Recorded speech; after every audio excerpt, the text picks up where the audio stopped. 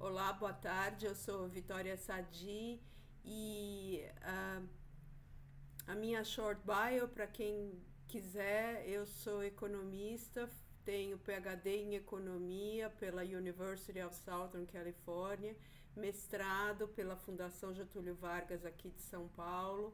A minha tese de mestrado ganhou prêmio de melhor tese do BNDES.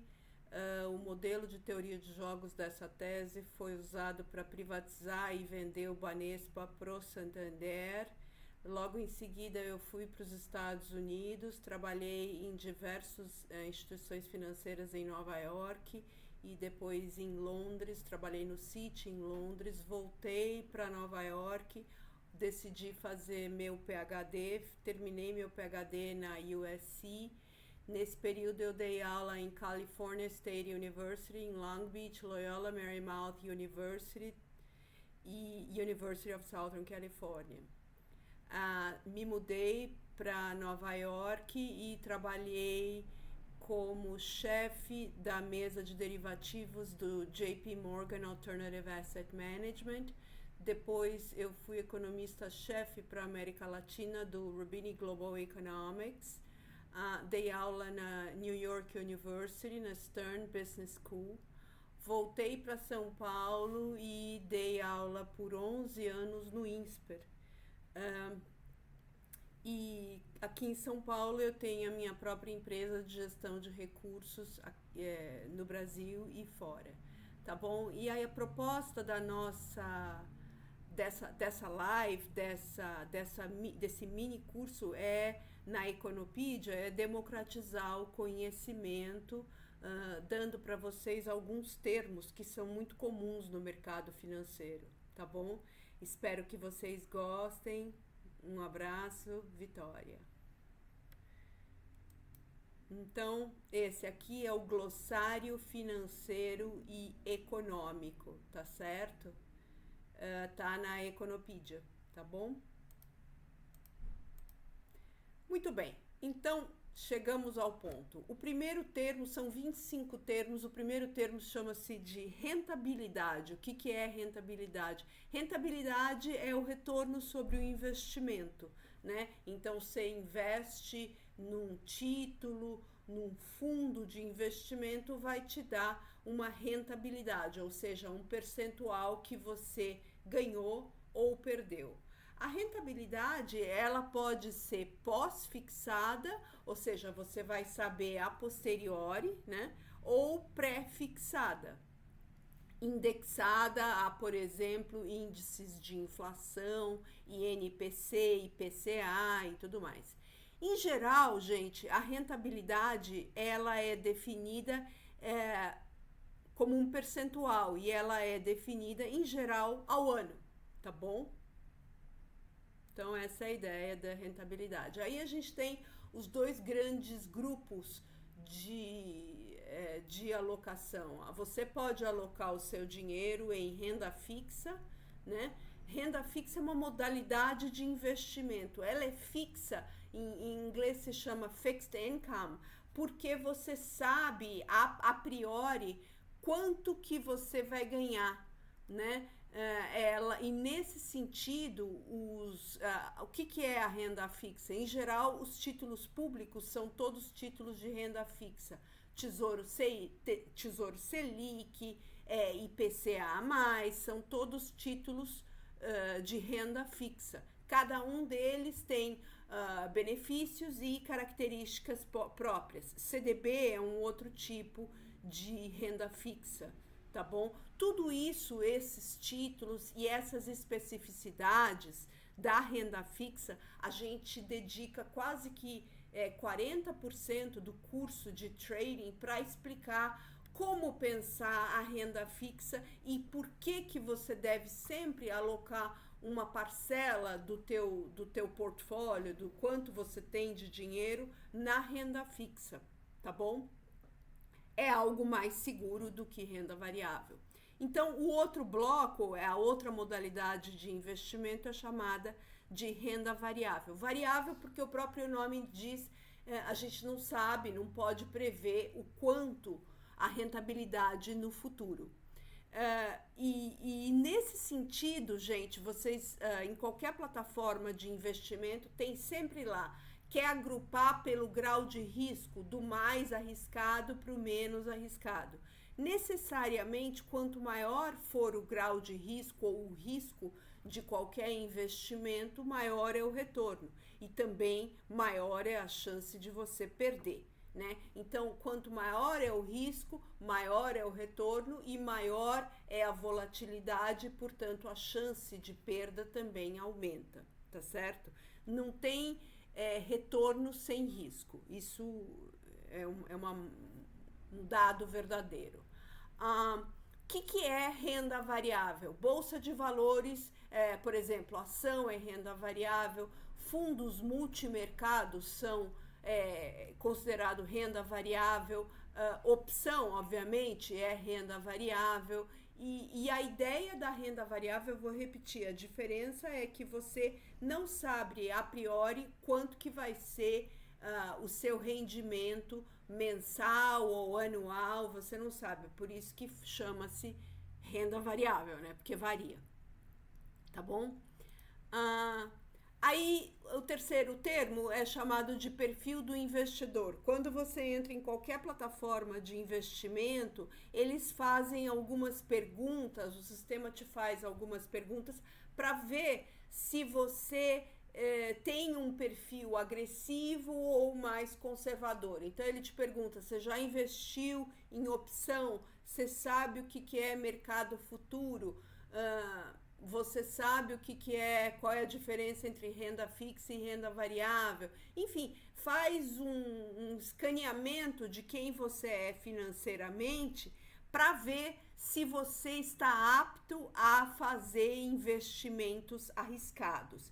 Então, o perfil agressivo ou arriscado, arrojado, ele é um perfil que investe não só em renda variável, mas nos ativos mais arriscados de renda variável. Ativos a termo, a opção, todos os derivativos, tá bom? E em contraste, a pessoa que só põe dinheiro na poupança e na renda fixa, tá bom? Esse é o perfil do investidor. Mas a princípio é só para você saber mesmo, porque quem vai alocar o teu dinheiro vai ser você mesmo nessas plataformas de investimento, tá bom? A carteira de ativos, a ideia desse termo, carteira de ativos, é baseado na ideia de diversificação. A ideia de diversificação é que você não deve colocar todos os ovos numa mesma cesta. E por que não? Porque é dito que quando você concentra os teus investimentos apenas numa categoria de ativos, você não está otimizando, não está diversificando e pode ficar exposto ao risco, risco sistêmico ou risco de mercado.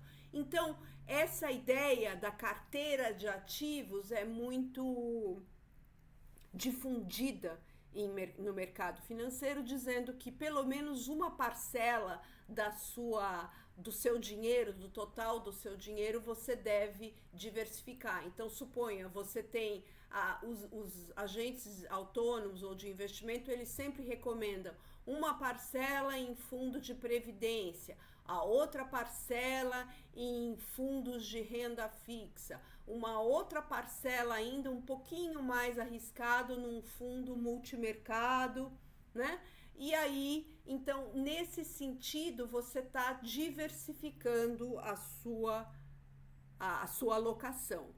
Se isso é bom ou ruim, é questionado e questionável, e isso não é bom não, porque em geral não é bom, e a gente vai discutir as razões do porquê não é bom no curso de trading, ou seja, o mercado financeiro, ele ganha, as pessoas do mercado financeiro ganham comissões, e quando o agente autônomo te dá uma dica, ele tá te dando a dica não do melhor investimento, mas do investimento, do fundo que paga para ele a melhor comissão. e isso não significa que seja o melhor investimento para você. Então tem todo esse conflito de interesses que a gente discute e elucida e tenta explicar para você o que você deve fazer para não pagar essas taxas absurdas e abusivas dos agentes autônomos, tá bom? No curso de trading. Bom, moving on, a gente tem o termo ações, quer dizer, hoje em dia todo mundo gosta de aplicar em ações. Você tem as ações maiores, Bradesco, Vale, Petrobras, essas coisas que são chamadas de blue chips, ou seja, elas são quase que insensíveis à lógica do mercado e você pode carregar de um dia para o outro, de um ano para o outro, porque em geral essas empresas não vão abrir falência de uma hora para outra.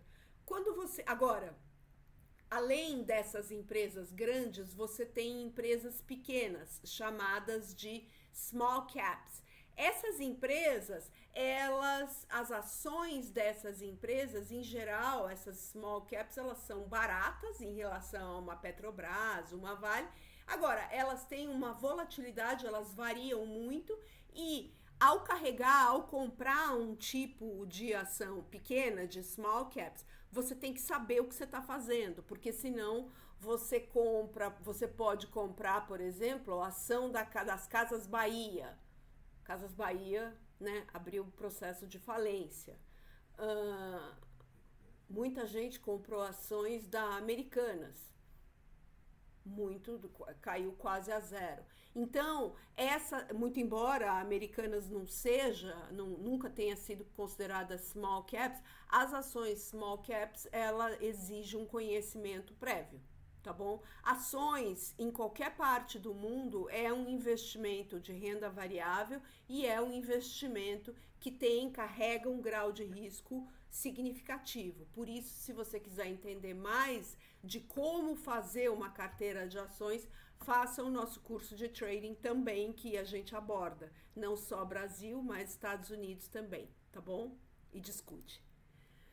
Alíquota. Todo mundo em mercado financeiro fala o que é alíquota. A alíquota é um percentual. Por exemplo, você paga um percentual de imposto de renda. Então, você paga uma alíquota conforme a tua renda. ICMS é uma alíquota pré-definida e o ICMS é o Imposto de Circulação de Mercadorias e Serviços. E os investimentos também estão sujeitos a alíquotas, IOF e outros investimentos e outras alíquotas também, tá bom? Ativo e passivo.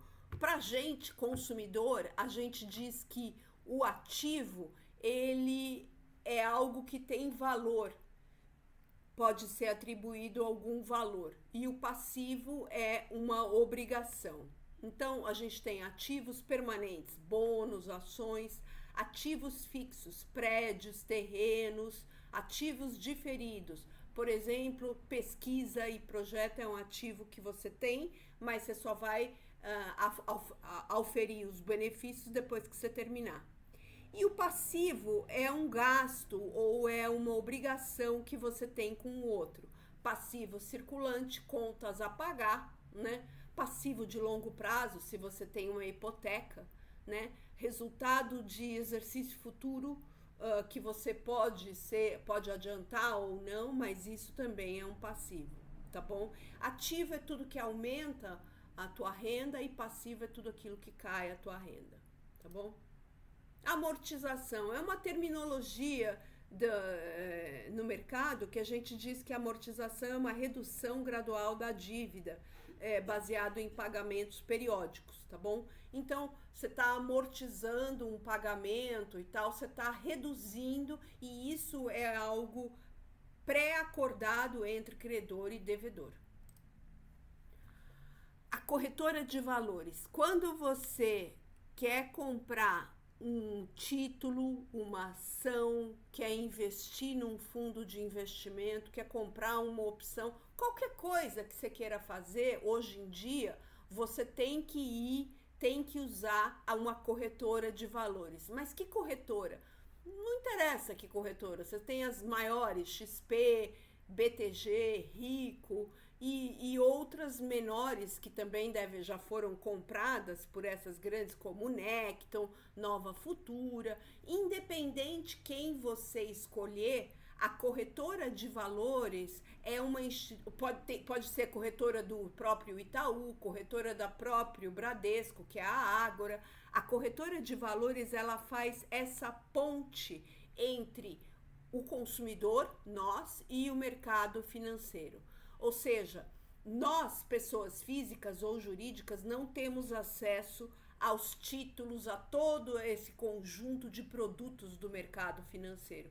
Quem tem acesso e quem disponibiliza é a corretora, tá certo? E nesse sentido, a corretora de valores, ela é regulamentada pelo Banco Central e, sobretudo, auditada pela CVM, tá certo? Então ela necessita de autorização para funcionar e manter esses investimentos seguros, tá bom? Então não é assim, hoje eu saí da escola, já sei, vou ter uma corretora. Não, é muito, muito difícil, tem barreira à entrada justamente para garantir que os seus investimentos fiquem seguros, tá bom? Essa é a corretora. Aí a gente chegou à taxa Selic. Toda vez que tem reunião do Copom, o Copom é o Comitê de Política Monetária do Banco Central aqui do Brasil. A gente lê no jornal no dia seguinte ou mesmo no mesmo dia dizendo: o Copom decidiu cortar a Selic em 25 pontos base. O que é isso? Alguém sabe? É que vai baixar os juros. Quer dizer, a Selic, quando ele corta a Selic, baixa os juros pra gente, pessoas. Por quê? Como? Não, porque eu li que é. Não, não é assim. Eu li que é, então é. Não, você tem que entender, tem que saber esse processo. Esse processo eu não vou me estender, porque no curso de macro, no curso de economia para não economistas, a gente tem uma aula inteira falando de política monetária, mecanismos de transmissão da política monetária para as taxas de juros.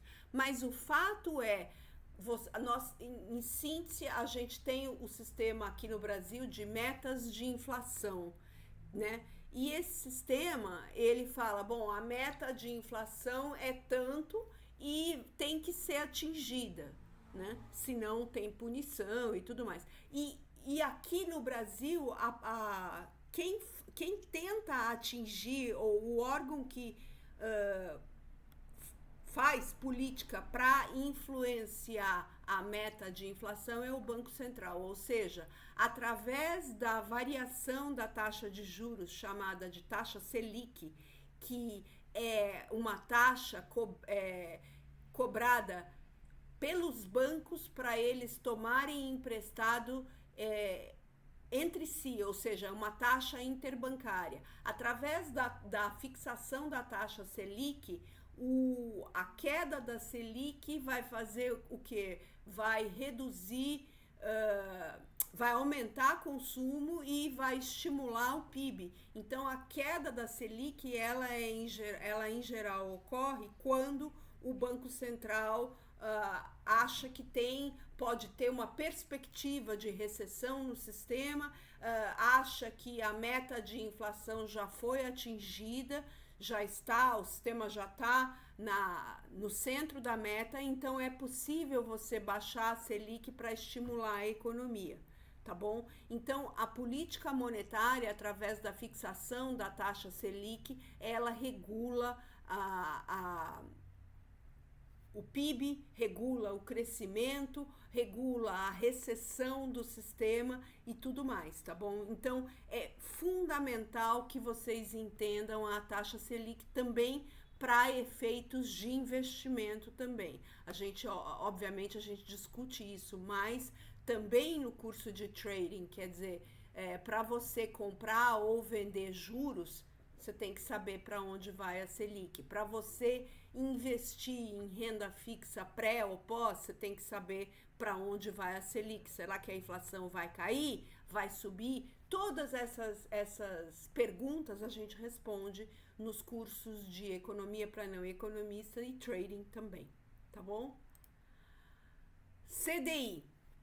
O CDI significa Certificado de Depósito Interbancário e é um indexador do mercado financeiro. Quer dizer, todo mundo com mais de 40 anos, e mesmo quem tem menos de 40, sabe que o Brasil sempre foi um país de inflação alta, muito alta. E no meio, meados da década de 80, criou-se esse indexador. Esse indexador, o CDI, quando você coloca o seu dinheiro num fundo de investimento e ele fala, tá dando 90% do CDI. O que é isso? Se o CDI é 100, você tá perdendo do CDI. Se tá dando, por exemplo, sei lá, 120% do CDI, você tá dando mais do que o CDI, então você tá ganhando do CDI. É uma métrica para você entender que se o teu investimento não cobrir o CDI, é melhor você tirar, sacar e colocar em outro, porque até a poupança te dá o CDI. Então, entendeu? Você não precisa fazer nada, você não precisa pagar ninguém para conseguir o CDI. Você só deve investir em ativos, títulos e fundos que dão igual ou mais do que o CDI, tá bom?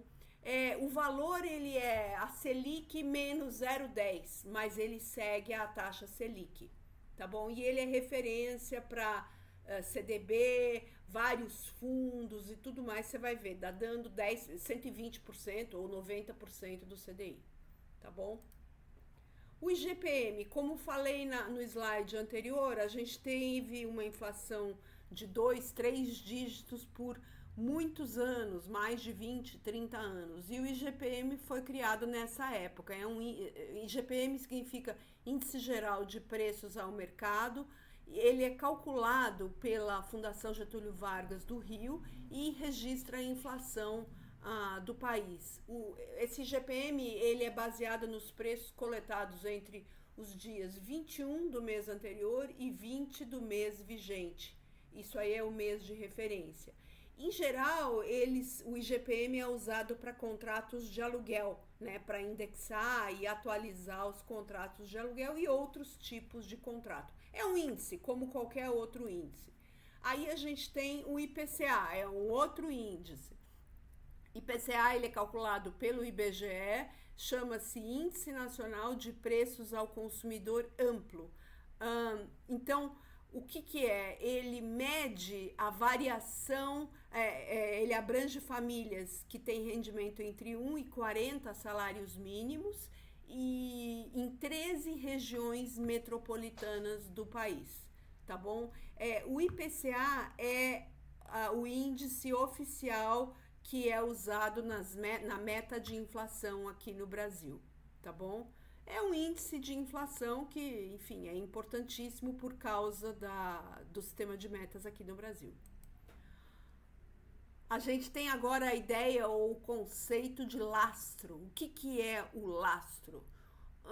Quando a gente investe o seu dinheiro, a sua poupança em alguma aplicação, a instituição, vamos supor, você tem conta na XP, você compra um título IPCA mais do Tesouro Direto. Bom, enfim, você compra esse título. O que acontece? A XP vai no Tesouro Direto e vai reservar aquele título para você, tá certo? Então é isso que eu estou falando. A instituição financeira, no caso XP, você tem que ter o valor em caixa e ela vai reservar aquilo no Tesouro Direto, garantindo que aquilo lá é seu, aquele título é seu. Essa garantia é o chamado lastro, tá bom? Aí tem um termo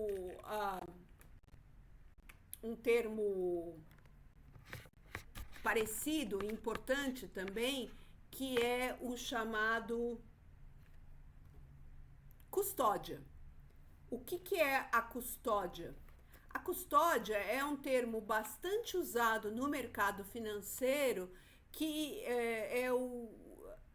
quer dizer guarda e exercício dos direitos sobre títulos e valores depositados em nome de um determinado investidor. A gente tem centrais de custódia, ou seja, são empresas associadas à Bolsa de Valores que têm autorização do Banco Central para exercer essas atividades. A Selic é um tipo de custódia, a Companhia Brasileira de Liquidação e Custódia é um outro tipo de custódia, ou seja, toda vez, vamos supor, você tem o dinheiro numa corretora pequenininha e essa corretora quebra. Deu azar, a corretora quebrou. O que acontece com o teu dinheiro? Todo o dinheiro que você tiver em ação, todo o dinheiro que você tiver em títulos públicos, você recebe de volta via custódia. Você tem uma conta por exemplo, no Tesouro Direto, quer dizer, na Selic você tem um número de conta e você vai localizar esse número de conta e você vai reaver o teu investimento porque ele está em custódia. Todo o dinheiro que estiver na corretora, se essa corretora for uma corretora pequena, se essa corretora não tiver um banco associado, enfim, se você tiver o dinheiro na corretora em fundos de investimento, você perdeu. Quer dizer, a custódia diz respeito a títulos públicos e ações, tá certo? E aí, este dinheiro está custodiado, está guardado, é seu, tá bom? E aí a gente chega ao FGC, que é o Fundo Garantidor de Crédito. Aqui no Brasil, o FGC, Fundo Garantidor de Crédito, foi criado em 95, quer dizer, na época do Plano Real, estava tendo várias falências, fusões e falências bancárias, né? Então, os bancos estavam quebrando por problemas de, enfim, não se acostumar com baixa inflação e tudo mais. Então, para aumentar a credibilidade desse novo governo que estava tendo lá com o real e tal, eles criaram esse FGC. O FGC ele é inspirado quase que uma cópia bem fiel do FDIC, que é Federal Deposit Insurance Committee. O FDIC foi criado em 1932 nos Estados Unidos e garante $100 mil por Social Security, ou seja, Social Security seria CPF, né? Por CPF para cada pessoa. O FGC, então vamos lá, garantia de quê? Poupança, CDB, letra de crédito imobiliário até R$250 mil. Se você tiver contas, independente se é corretora ou banco, em R$1 milhão, ele vai te garantir 250 mil. Se você tiver, pessoa física, 250 mil e você, pessoa jurídica, mais 250, sim, é por CPF e por CNPJ. Então, é um total de 500 mil, supondo que é você e uma empresa por CNPJ. Se você tiver 10 empresas, 10 CNPJs e um CPF, tá bom? O que não entra no FGC? O que não é garantido? Fundo de investimento não é garantido, por exemplo. Nenhum tipo de fundo de investimento. Opção não é garantido.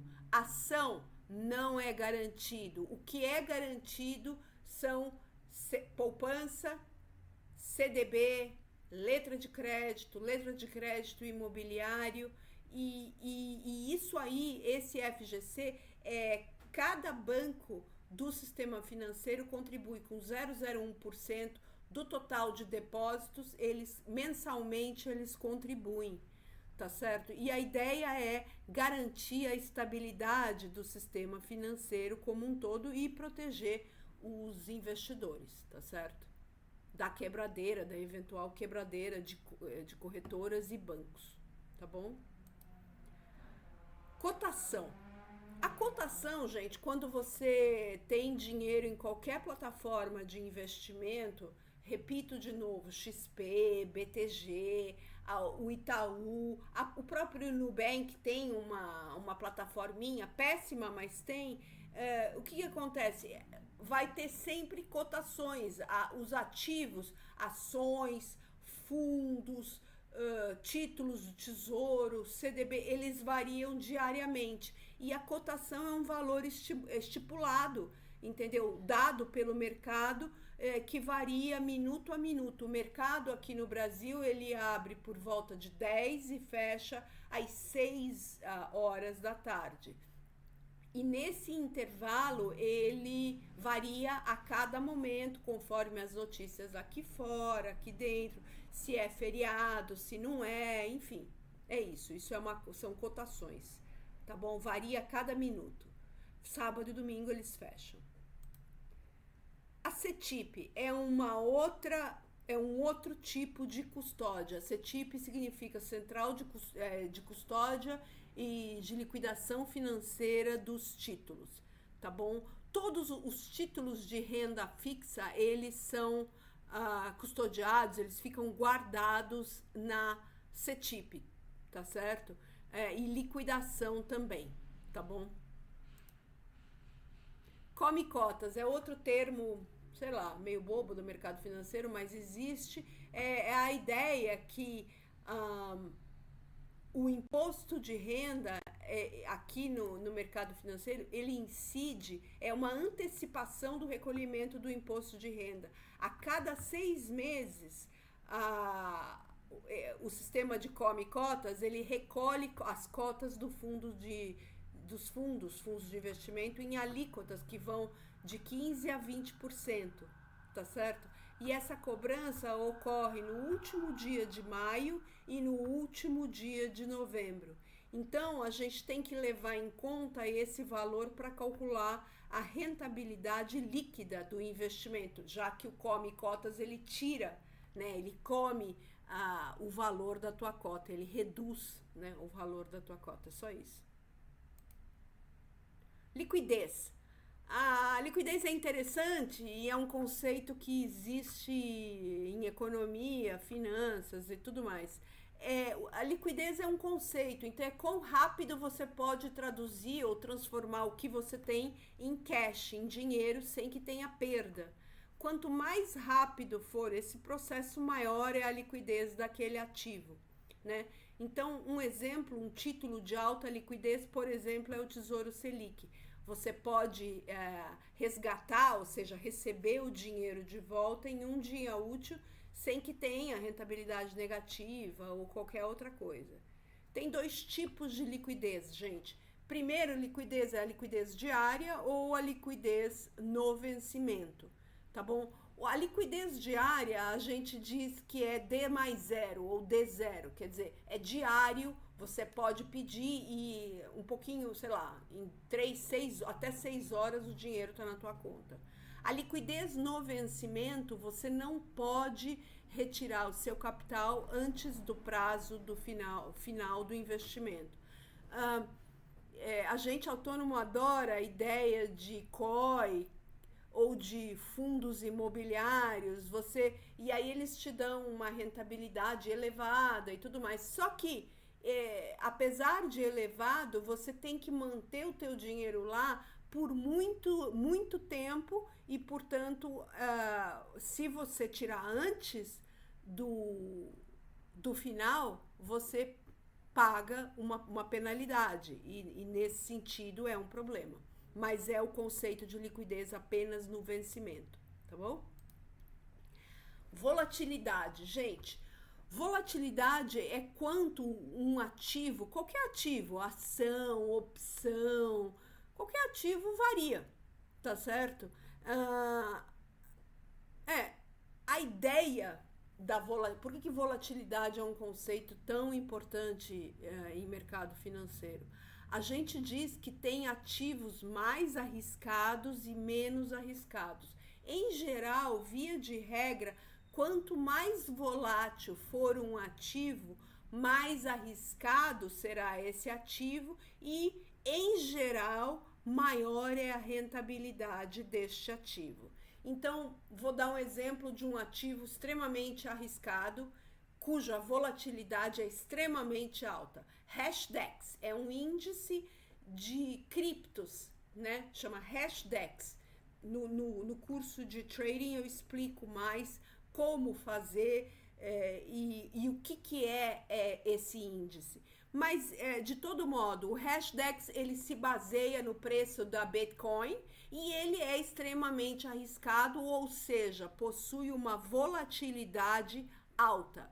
A volatilidade ela é definida como a raiz quadrada da variância ou desvio padrão. Então, quanto maior for o desvio padrão, é a mesma coisa que você falar mais alta é a volatilidade, maior é a volatilidade, e em geral, quanto mais volátil, maior é o risco associado e a rentabilidade, ou enfim, a expectativa de rentabilidade também é maior. Tá bom? A gente discute isso muito em opções, quando a gente falar do modelo de Black-Scholes, quando a gente fala na ideia de Value at Risk, que é o VAR, criado, enfim, no início dos anos 2000, no JP Morgan, a gente tem que saber a volatilidade. Então, tudo isso a gente discute no curso de trading. Recomendo muito que vocês façam, tá bom? Commodities, acho que aqui fala-se commodities. Então, commodities. Tem gente que, sei lá, gosta de commodities, seja porque o pai ou a pessoa gosta de fazenda, gosta de comprar ativos assim, soja, trigo, laranja, petróleo, minério de ferro, ouro, boi. O que é isso?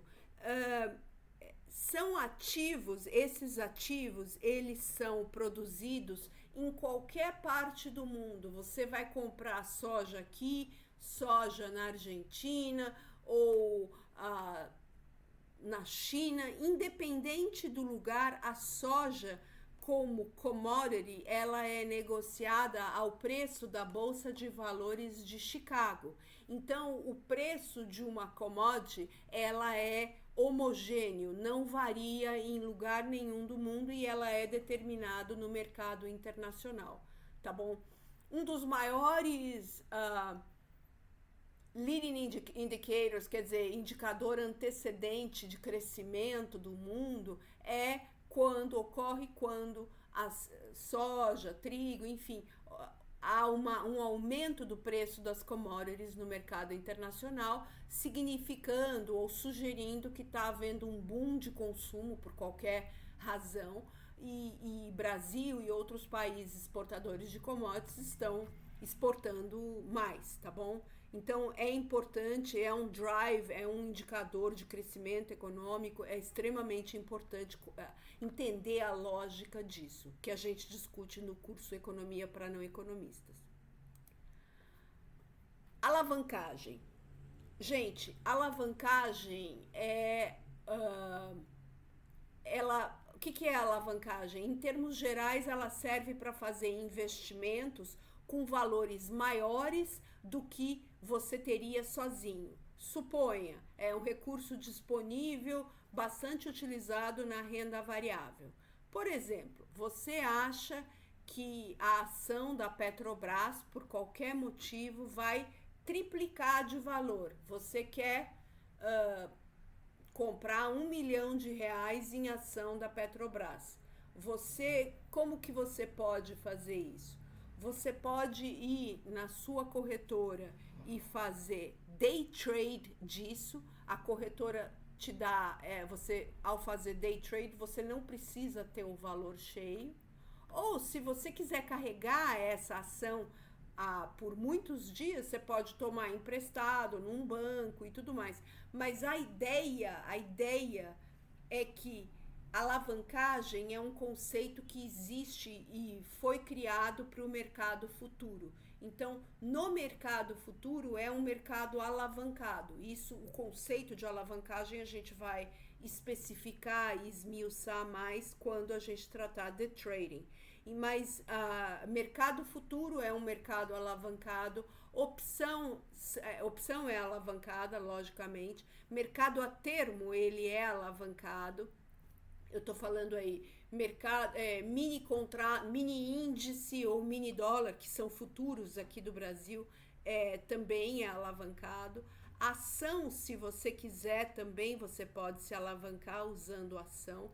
O conceito de alavancagem é um dos mais poderosos que existe e é a base do mercado financeiro, sobretudo do mercado futuro, tá bom?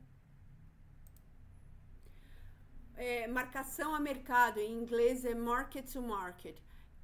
Você tem uma carteira que você tem só ação da Petrobras cotada, a sua carteira ontem foi avaliada ao final do mercado em R$ 1.000. Se hoje a Petrobras subiu R$ 1, a sua carteira ao final de hoje vai ser ao final do dia de hoje, ela vai refletir esse aumento de R$ 1. Então, a marcação a mercado é a atualização de um preço para o valor mais recente, em geral, o valor do fechamento do dia. Esse é o market to market, tá bom? A gente discute muito isso depois no curso de trading, é fundamental isso. Por que eu falo marcação a mercado? Na crise de 2008 e mesmo hoje em dia, tem muita gente e tem muitos ativos pouco líquidos que não tem marcação a mercado. Em 2008, as pessoas falavam market to model, ou seja, a marcação conforme o modelo. Mas que modelo? Onde que está esse modelo? Tá na minha cabeça. Então, quer dizer, para você ter essa coisa de marcação a mercado, você precisa de um sistema de cotações disponível para todo mundo ver. Quando você não tem isso e o ativo é pouco líquido, aí não dá para marcar mercado e aí surgem problemas e distorções que a gente discute nos outros cursos, tá bom? Home broker. O home broker, gente, hoje em dia, com a graça de Deus e da internet, é uma plataforma que você pode comprar e vender títulos, ações, opções, tá bom? E ele pode ser acessado pelo seu celular, seu smartphone, seu tablet, seu laptop. É algo que você usa isso para você fazer as suas aplicações as suas alocações de renda fixa ou renda variável, tá bom? Tesouro direto. Gente, o tesouro direto é o equivalente ao mercado de treasuries ou títulos americanos. Então, o Tesouro Direto, ele foi criado em 2002 e é uma parceria entre o Tesouro Nacional e a B3 ou BMF Bovespa. Então, os títulos do Tesouro Direto, quando você compra Tesouro Selic, Tesouro IPCA, você está comprando um título de renda fixa emitido pelo Tesouro Nacional. O que significa isso? É um ativo livre de risco no sentido que é muito pouco provável, é improvável que o Brasil dê um calote na sua dívida pública. Então, o Tesouro Direto é o equivalente em reais aos treasuries americanos. Os treasuries americanos são os chamados ativos livres de risco do mundo. Quando você tem medo de alguma coisa, medo de uma crise e tal, você compra dólar, você compra ouro e você compra treasuries.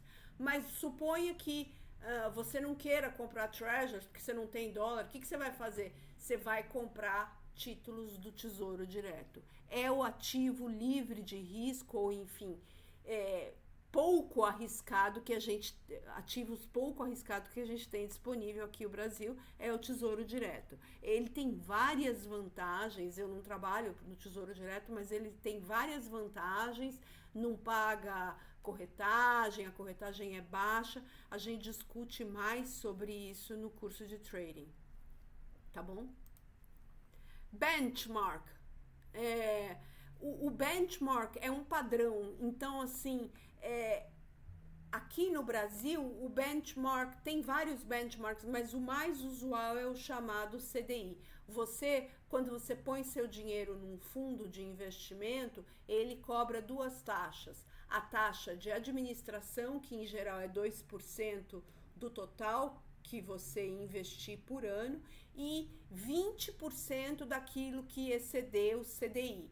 Então, um fundo multimercado, ele tem essa coisa do 2,20, quer dizer, 2% de taxa de administração e 20% de taxa de performance. Performance essa que só vai ser medida ou vai incidir se superar o CDI, tá bom? Então, isso é o chamado benchmark. Quer dizer, tem vários benchmarks, pode ser IPCA, pode ser outro, mas em geral é o CDI. A gente discute mais sobre isso também no curso de economia para não economistas e o do trading também. Tá bom?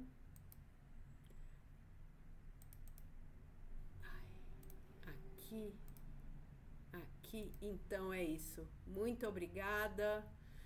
Espero que vocês tenham gostado e espero vê-los novamente. Um abraço, Vitória.